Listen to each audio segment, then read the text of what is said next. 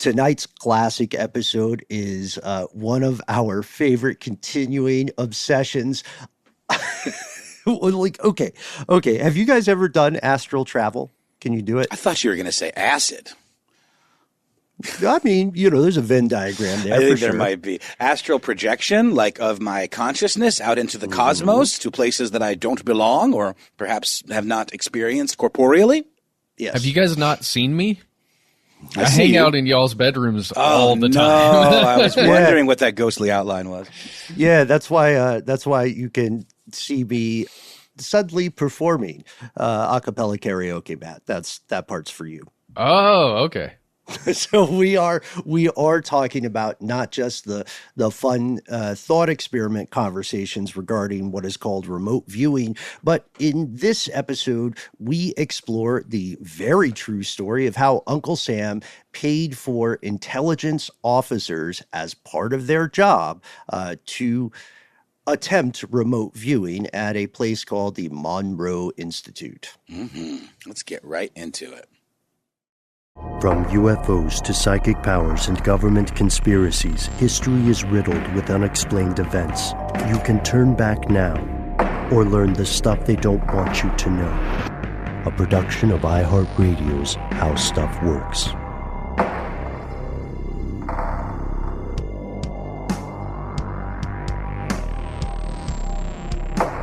Welcome back to the show. My name is Matt. Noel is on an adventure. They call me Ben. We are joined, as always, with our super producer, Paul, Mission Control Deccan. Most importantly, you are here, and that makes this stuff they don't want you to know. Mission Control, quick check-in. Thumbs up, thumbs down? Oh, wow. It's a thumbs up with an onward and upward motion. So someone's excited about the weekend. It is Friday as we record this. How about you, Matt? Any big plans? Oh, I am so excited to mow my lawn and clean the house and do things that I don't always get to do. You're not going to storm Area 51? I thought about it and find them aliens. No, probably not. Just shout out here. There's a I guess a petition going around right now as we are recording this that was just popping up in the news. CNN, Times Magazine, everybody's talking about it. Just a heads up. If you're gonna storm a secret government facility, don't give them a giant heads up that there are going to be thousands of you coming. Well, maybe it is smart to give them a heads up so you don't get shot. But at the same time, if there are extraterrestrial bodies kept somewhere on Groom Lake, they're not going to be there when you get there. That's a very good point.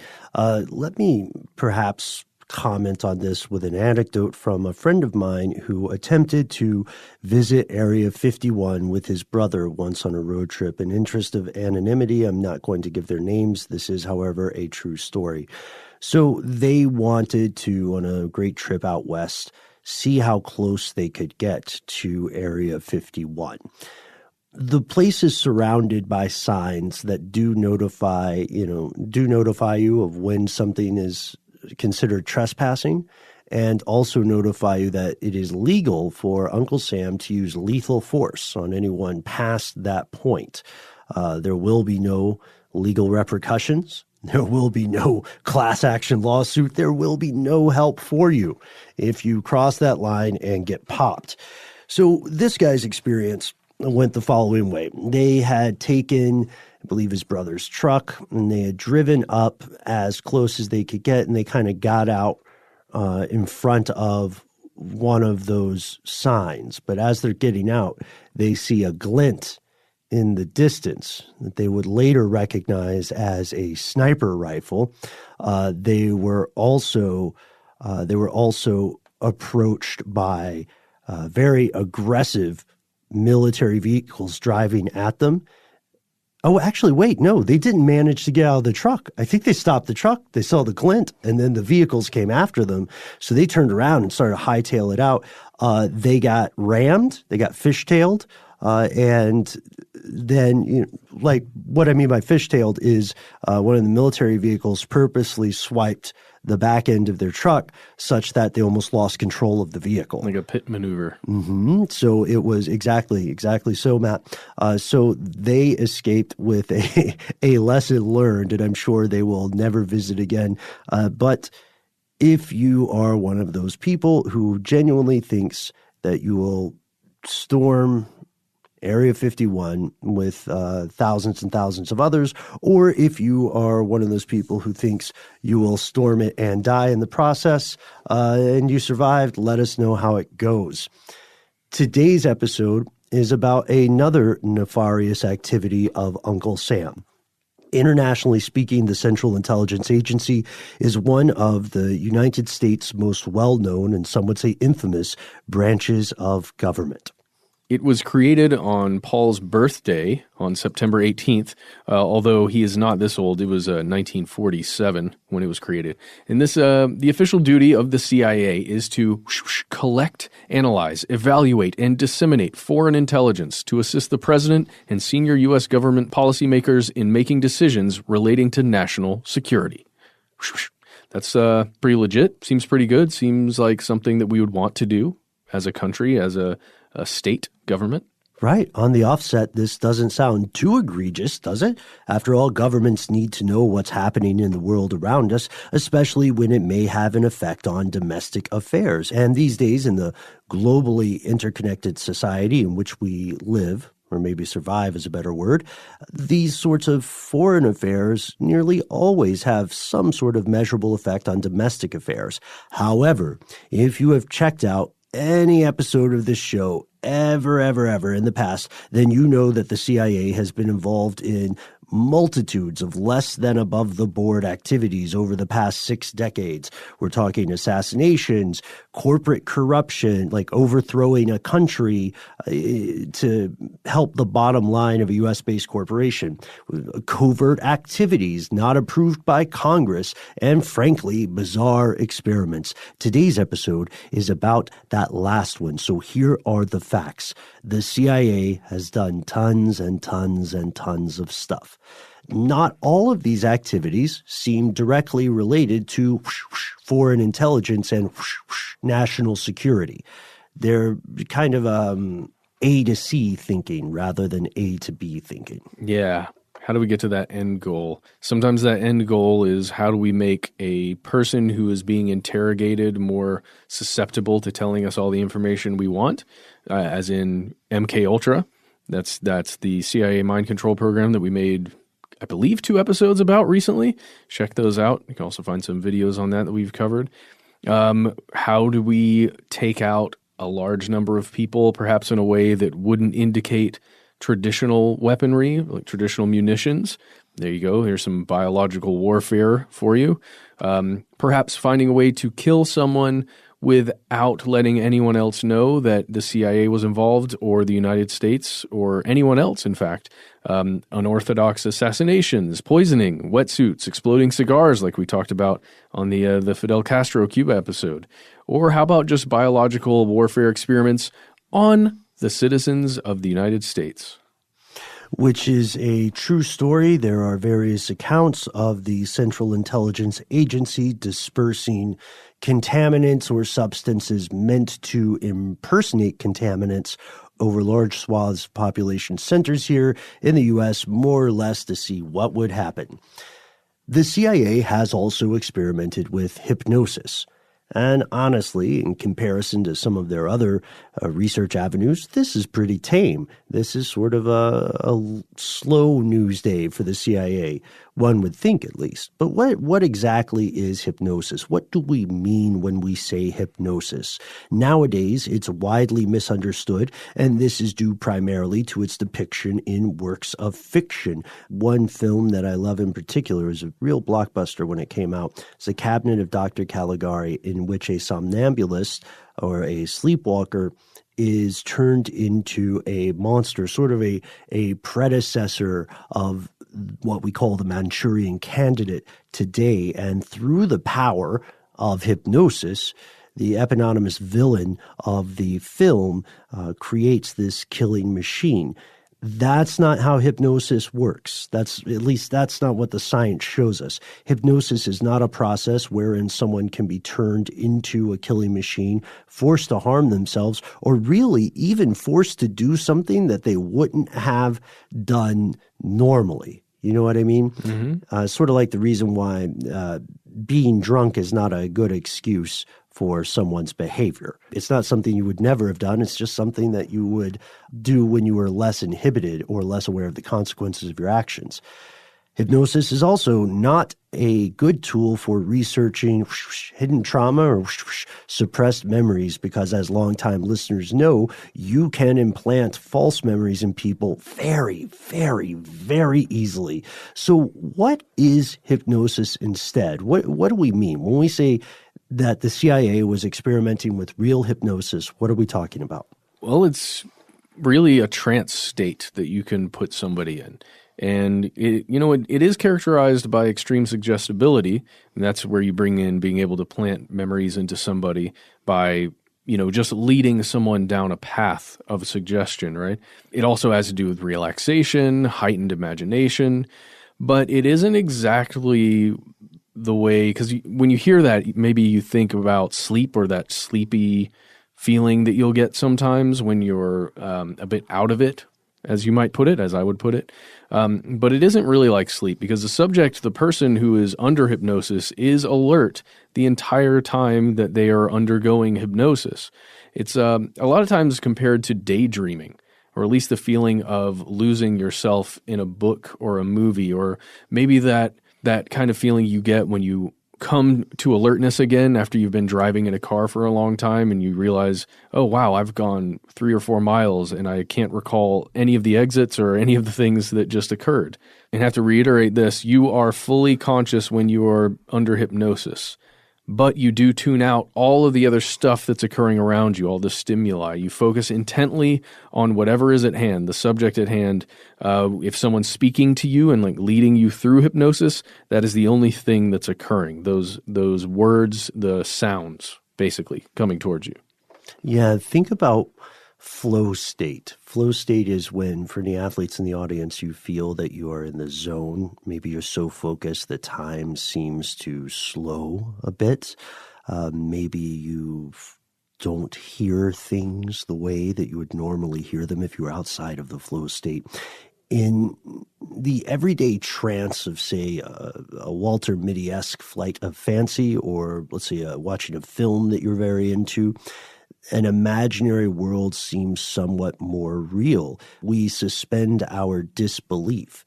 And this primarily translates to a work of fiction or unreality fully engaging our emotions. That's why people have a cathartic experience when they see tragedies or when they watch love stories. These imaginary events can cause you to experience genuine fear, sadness, or happiness. This is also, by the way, the reason that jump scares in horror films work. You know that you're in a theater with maybe 80 or more people, or you know that you're the only person in your house, but ooh, that creepy girl from The Ring, am I right? Some researchers categorize all of these trances as forms of self-hypnosis. There's a hypnotism expert back in the 20th century named Milton Erickson, and Erickson believed that most people hypnotize themselves on a daily basis. And for those of us listening who say, oh, well, I am unhypnotizable, I've never been in a trance state, if you've ever been on a road trip for more than about 3 hours, I can guarantee that you have entered something like this. It is the way the human mechanism works.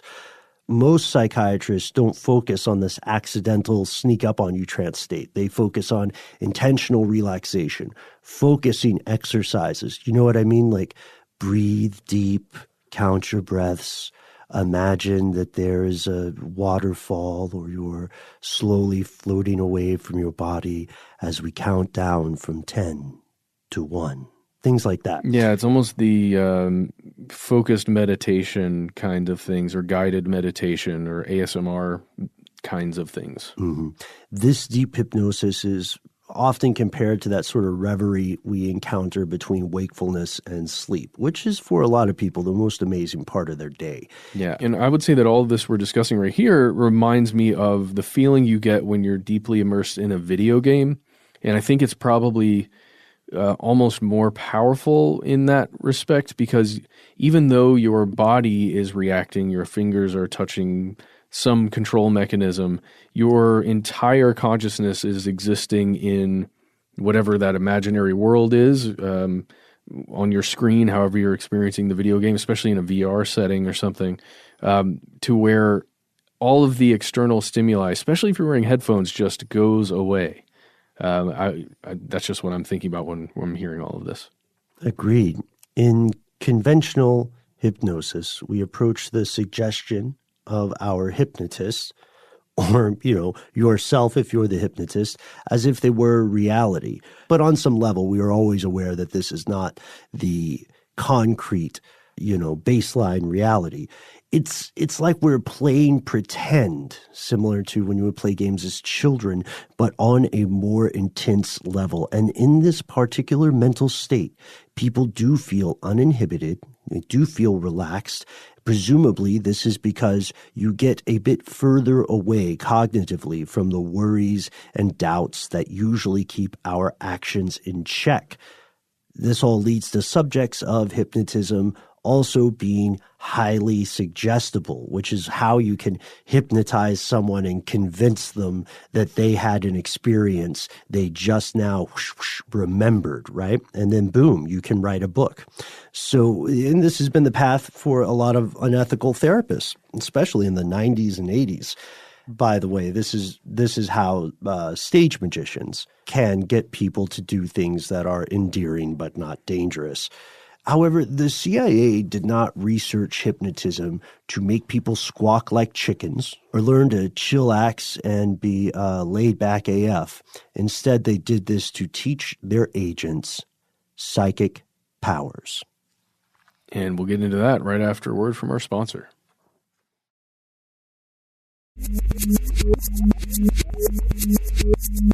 Here's where it gets crazy. Yes, that is correct.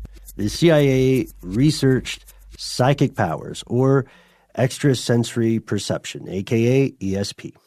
Yeah, it's a lot like something we've discussed on this show before, remote viewing. Remember this? Remote viewing in Project Stargate, that whole military program from 78. Probably seen the movie, The Men Who Stare at Goats, loosely based on that, or somewhat based on that. The CIA had this whole separate program specifically to research potential of remote viewing.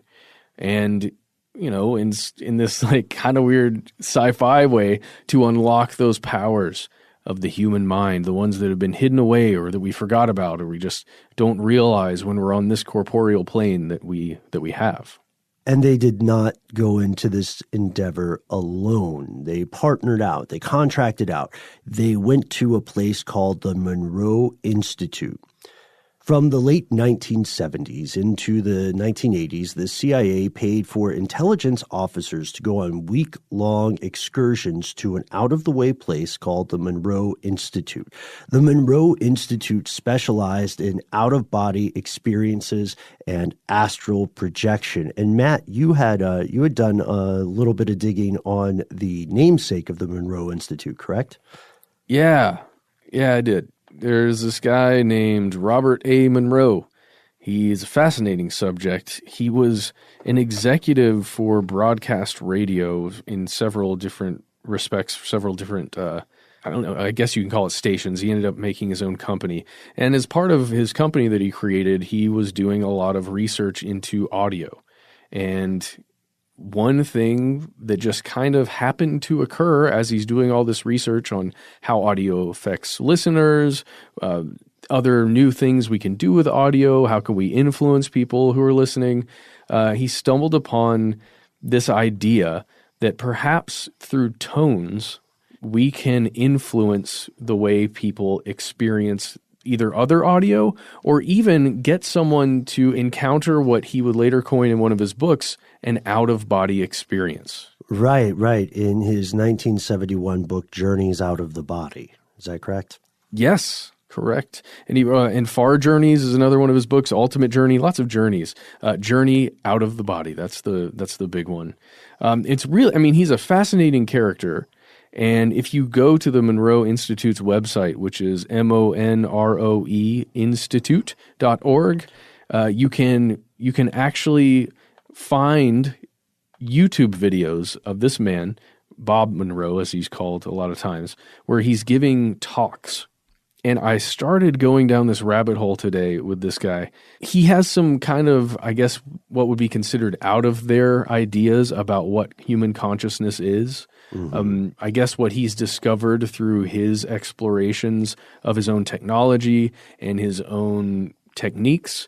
I actually don't want to describe them in full detail here. I would just encourage you to listen to some of these, because if I just told you in a bulleted point what he believes experience is as consciousness, you would just probably sigh, roll your eyes, and then leave. But I think after hearing what we're going to tell you today, then maybe watching these, your mind might be a little more open or susceptible to suggestion. Yeah, and just I agree with that, Matt. Just to give everyone a taste of where we're coming from with this, let's describe Bob's findings, not in his own words, but in an excellent short summary by journalist Caroline Haskins, writing for Motherboard on Vice. She says, human consciousness is nothing but an intersection of energy planes that forms a hologram able to travel through space-time, all one word, across the universe and into the past, present, and future. That's the elevator pitch for the nature of consciousness as seen by the Monroe Institute. There's a lot more to it, so check it out, I guess, before you make your final call. This was very out there for some people, but it was also very promising for others, including people like Army Commander Wayne M. McDonnell, who in June of 1983 was asked to give his commander an assessment of the psychic services provided by the Monroe Institute. This was during something called Project Center Lane. The Monroe Institute is known for not just Bob's opinions on the nature of human consciousness and its interactions with what we call reality, but for the patented technology that he and his associates had created. They call it Hemi-Sync, short for hemisphere synchronization. And it uses audio to, quote, synchronize the brain waves of the left and right sides of the brain.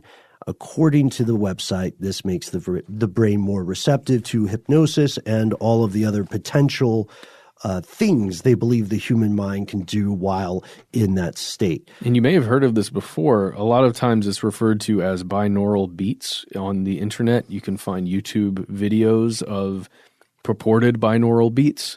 And generally it has to do with two different, similar but not the same tones that are being played in stereo into both of your ears. Right. And as we established before, audio has tremendous power, some effects of which are more apparent than others. So Wayne was asked to provide this assessment after he had completed the week-long psychic program at the Institute a month prior. And this institute, just for reference, is located in the Blue Ridge Mountains of Virginia in a small town called Faber. Faber is about 30 miles east of Charlottesville. That probably gives our U.S. audience a rough sense. For everyone outside of the U.S., I know these are just a series of names, but if you pop on Google Maps, you can see. The point we're making is this is relatively isolated. So here's the question. What did McDonnell say? Well, his report formed the basis of a 29-page Army document that featured detailed explanations of hypnosis, holograms, and out-of-body experiences.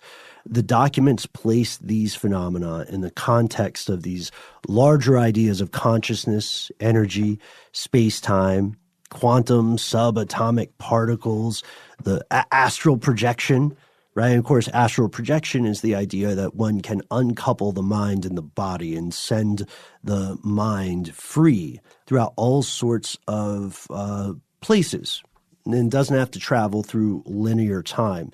I do want to note here that we primarily focus on this being a CIA activity, but a lot of this was the CIA and the Army functioning sort of hand in glove. They were sharing a lot of research on this. So McDonnell cites a metaphor penned by a Monroe Institute employee named Melissa Jaeger in order to illustrate the nature of hypnosis. The metaphor says that the normal state of consciousness is kind of like a lamp, and that means it emits light in a chaotic, incoherent way. But which we kind of, in a way, disagree with that because it's just more of like an omnipresent single source of light that goes in all directions. But we agree. Yeah, but a hypnotized state of consciousness, by contrast, would be like a laser beam. And thoughts and energy are, as you had said earlier, Matt, describing hypnosis, they're like a disciplined stream of light or like a laser. So when they're doing Project Centerlane, when they're working on this, the big question here is how they found candidates. Right? How did they get officers to participate in Project Centerlane? Well, the first thing you got to do when you're going to bring someone on into some kind of hypnosis study and or learning and training technique is to hypnotize them. That's, of course, first and foremost. And then after they're under hypnosis, they would practice like reaching this place, this state of consciousness considered the astral plane. And the whole goal is to learn foreign languages, like basically be able to teach yourself things at a faster pace, to enter the matrix, if you will, in a way, and to also do this thing that the documents referred to as habit control training, which you can assume has to do with, training each of these people who are going to take part in this to do certain things, to not do certain things, although the details of that are lost to us. According to one of the declassified files, 251 Army intelligence candidates were selected for the first year of experimentation. And of those candidates, 117 were initially interviewed under the impression that they were just taking a survey, right? Mm-hmm. McDonald was trying to find people who were in the middle of the bell curve regarding credulism versus skepticism. So people who objected to military use of what they called psychoenergetics categorically were not considered to be good candidates. And then on the other side of the spectrum, people who seemed incredibly gassed and excited about psychoenergetics, or people who, by whatever measure they had this study conducted, considered to be occult fanatics or mystical zealots, were also out of the running.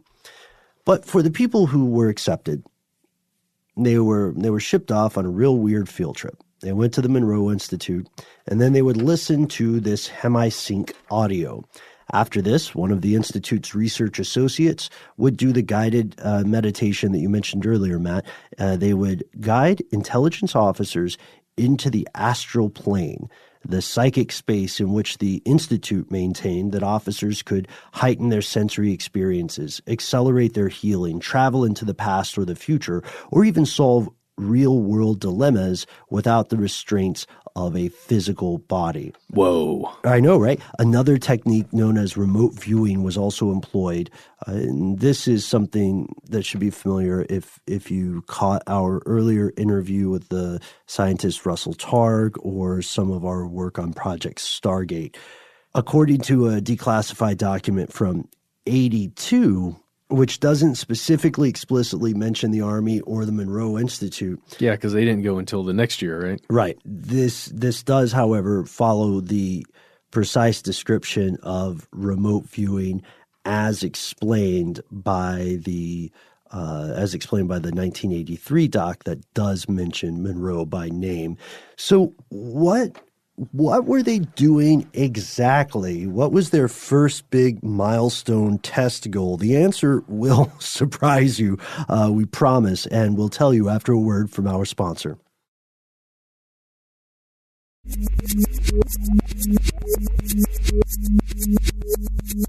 Well, according to the documents that we found online, the goal of all of this remote viewing, all of the energy that all of these people put in, was to remotely view Mars in the year 1 million BC. Basically, to find out if there was a human civilization or another extraterrestrial civilization of intelligent beings that lived on Mars back then. According to the transcript, an interviewer read coordinates and verbal cues to a subject, and the subject claimed to see dust storms, alien structures, and even an ancient alien race.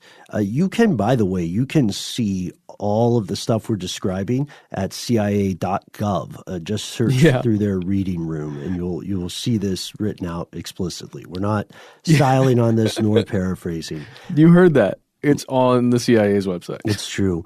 So some people did say that they saw something. You could either, you can read the transcript and decide for yourself whether they're just hyper suggestible and maybe they're just kind of improvising and riffing on cues that the research associate or RA gave them.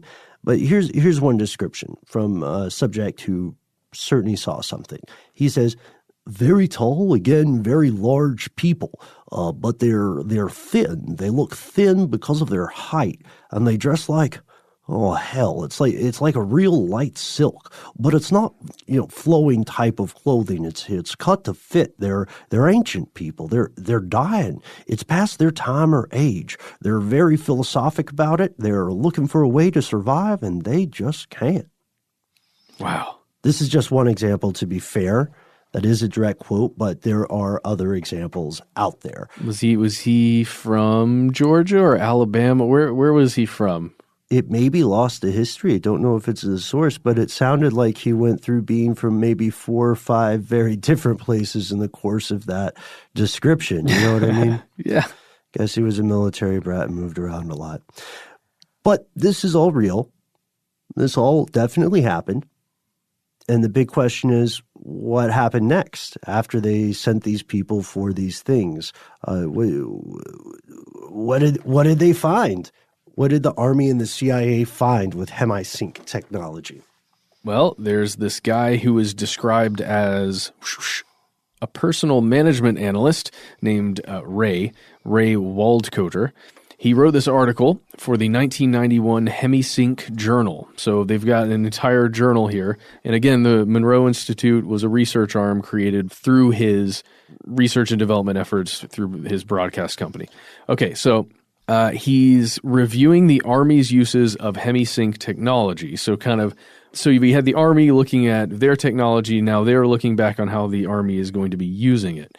And in this, he states that the Army variously used Hemi-Sync technology for stress reduction, psychological counseling, and enhanced learning abilities for various levels of personnel, as well as training for people seeking officer-level positions. So really, they truly are, at least in several ways here, attempting to use it like the Matrix to teach people skills as fast as they can and as efficiently as possible.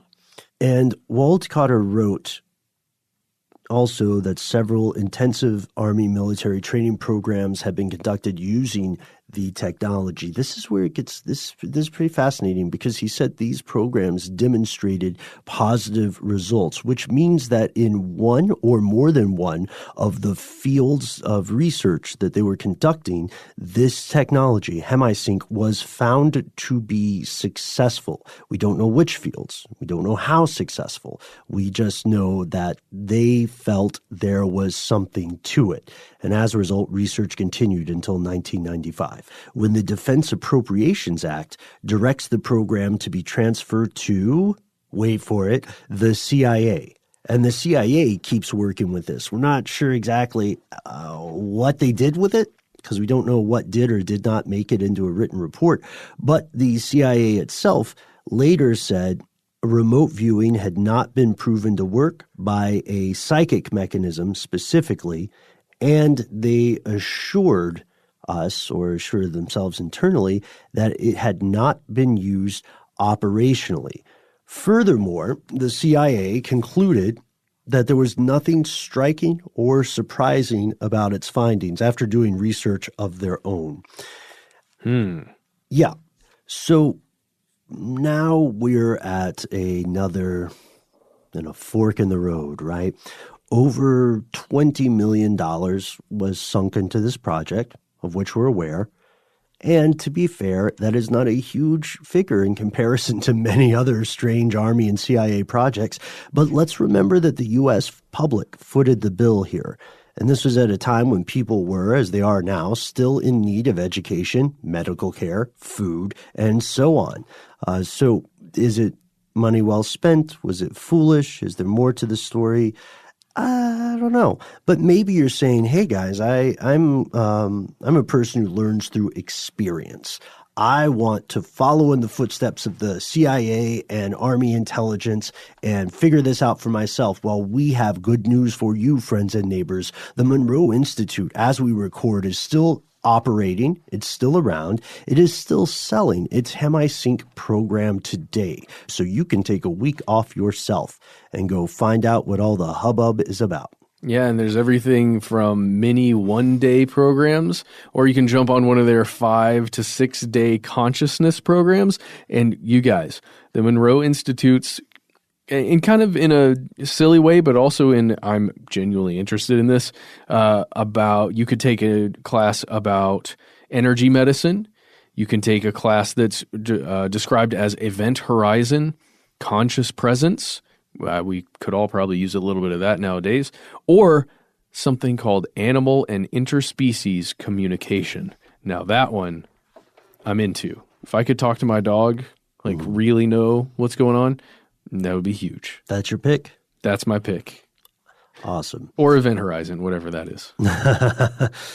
So let us know your experience with this if you decide to engage in this sort of activity, or if you take a field trip to the Monroe Institute. Let us know if you've been to this or something like this in the past. We would love to hear your stories. Most importantly, like all classified projects, this was technically a conspiracy, not a theory. They really spent the money in secret, the Army, and then later the CIA. Yet for fringe researchers, the admitted conspiracy is simply a distraction, sort of a red herring to throw you off the trail. And they'll argue that this sort of experimentation continues today. So if we took a little bit of time to speculate, to engage in some what-ifery, let's see, what would be the best way to conduct this sort of experimentation without the usual legal limitations imposed by domestic and international law? First, if we throw morals to the wayside, you would probably want to set up an institution or a laboratory of some sort in a place that the U.S. controlled but was not legally obligated towards. So like Diego Garcia maybe, or one of the islands where so many people have been black-bagged in the war on terror. And then you would want to, of course, keep it out of the news.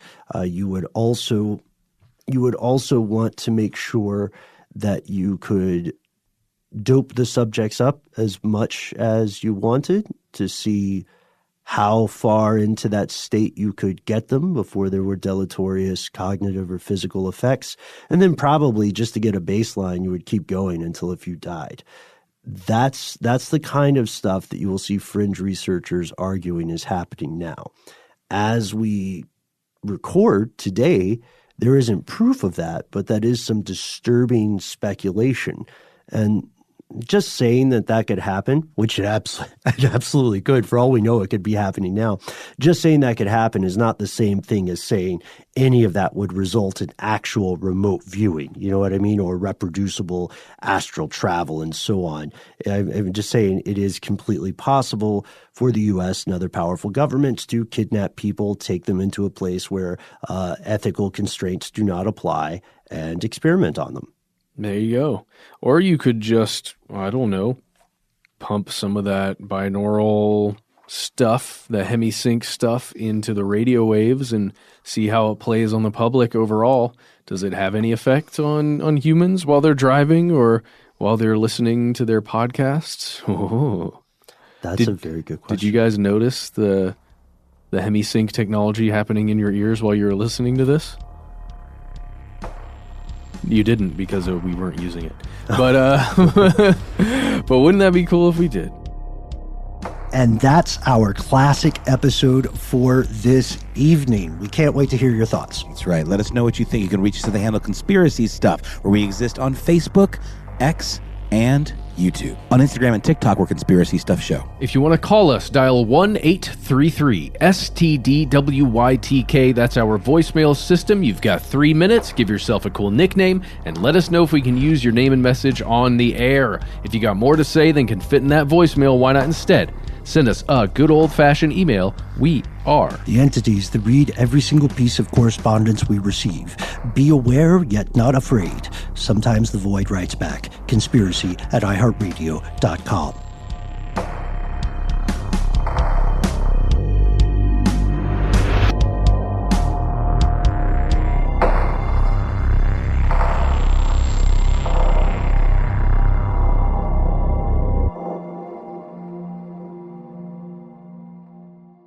Stuff They Don't Want You to Know is a production of iHeartRadio. For more podcasts from iHeartRadio, visit the iHeartRadio app, Apple Podcasts, or wherever you listen to your favorite shows.